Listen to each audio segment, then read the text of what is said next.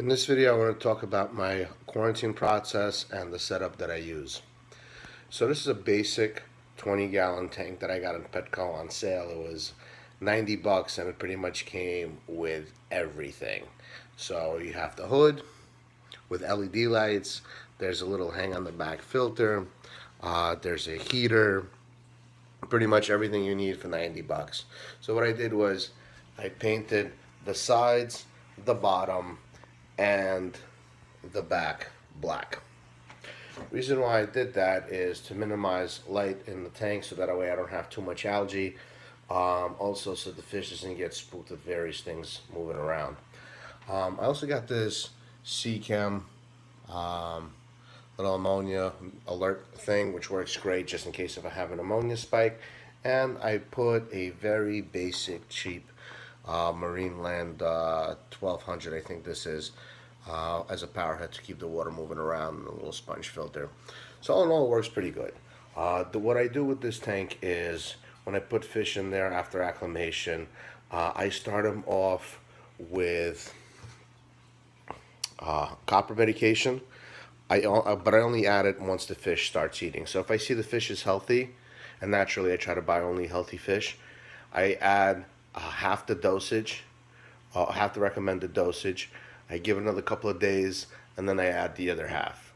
And then naturally I test to make sure that the levels are correct. I keep them under copper medication for about 2 to 3 weeks, depending on the type of fish it is. For example, if it's a trigger, I'll keep it there for 2 weeks. If it's a tang, I'm going to keep it there for 4 weeks because the egg cycle is 28 days. So I just want to be extra safe. Keep it the full 28 days. And then afterwards, I add Pro. Pro, same situation. I add half a dose. Then a couple of days later, I add another half a dose. And I keep it in there with Pro for 2 weeks. This may not necessarily be the best thing for the fish in short term, but because of this process, I haven't had any outbreaks of anything whatsoever. I rather lose one fish than have my entire tank wiped out.